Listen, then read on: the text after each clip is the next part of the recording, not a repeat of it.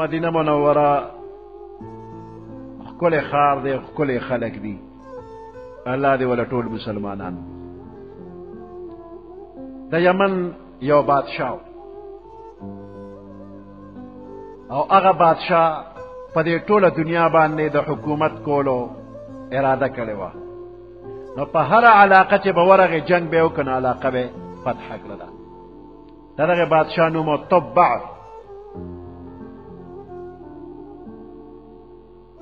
نو مدینه منورې ته سره د لښکر راغی. په مدینه منوره باندې حمله وکړل او جنگ شروع شو. د مدینه منورې خلک ښکلي خلک دي. تبع بادشاه په لښکر واچو جنگ ورسره کوي، خو چې ټوله ورځ به جنگ وشو او ماښام به جنگ قلار شو، نو د مدینې منورې خلکو به کور کې سوال جواب کړو، شا به تیارې وکړې، ډوډۍ پخې کې. دا د یمن مسافر راغلي دي بې کوره، دوی به څه کوي، دوی له ډوډۍ پخې کې. نو ډوډۍ به یې پخې کړو، لښکر کې به یې ډوډۍ ویشلي. ټوله ورځ به یې ورسره جنګ کړو او ماښام به یې پرې ښه خوراک وکړ. نو 4 میاشتې مسلسل تبع بادشاه د مدینې خلکو سره جنگ وکړ او 4 میاشتې هغوی ښه مېلمستیا ونه وکړله.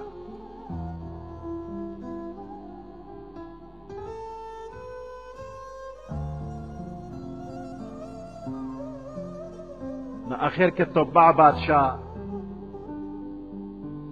ملګرو ته وویل نورې علاقې خو ډېرې زر زر فتح کېدې او دا ښار نه فتح کېږي، څه وجه ده؟ نو په دغې لښکر کې عالمانو او هغې عالمانو ورته وویل بادشاه ته، وی زمونږ آسماني کتابونو کې چې کوم پیشنګویي راغلې ده هغې کې موږ معلومو چې دا هغه ښار دی چې نبی اخر زمان صلی الله علیه وسلم به پیدا شي او دلته به تشریف راوړي. دا د هغه د هجرت مقام دی، دا نشي فتح کولی. په دې ځان ستړی کوه ما. د بادشاه په زړه کې د پیغمبر علیه السلام د نوم احترام راغی او د مدینې منورې نه لاس پسر شو، نور حملې نه کومه.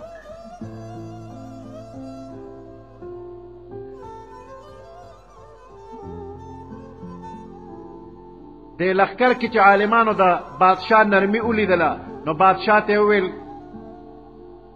وی موږ ته اجازت وکړه چې موږ پاتې شو، که چېرې زموږ په زندګۍ کې نبی اخر زمان صلی الله علیه وسلم تشریف راوړو موږ به ورسره ملاقات وکړو.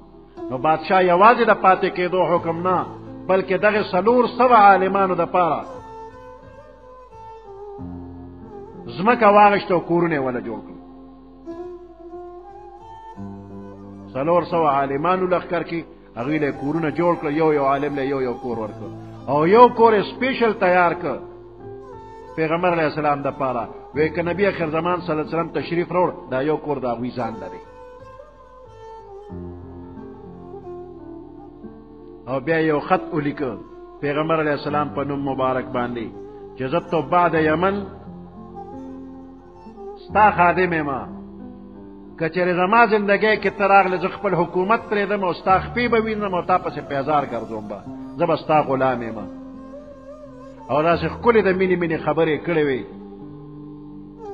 او بیا په دغه 400 عالمانو کې یو مشر عالم له دا خط ورکړ، وی که زه وم زه به خپله خدمت کې حاضر شم، که زه نه یم زما خط پیغمبر علیه السلام له ورکړه، که ته نه وفات کېږي خپل بچي له دا خط ورکړه، ستا بچي دې خپل بچي له ورکړي، ان تر دې چې پیغمبر علیه السلام ته به دا خط ورسېږي زما خدمات به ورته روان وي.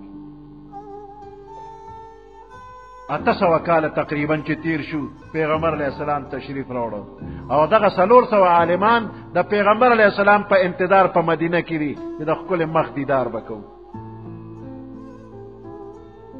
د هغه عالمانو په اولاد کې چې چاته خط ملو شوی دی د هغې په اولاد کې ابو ایوب انصاري رضی الله تعالی عنه دی چې پیغمبر علیه السلام د هغه په کور کې کډه واړوله.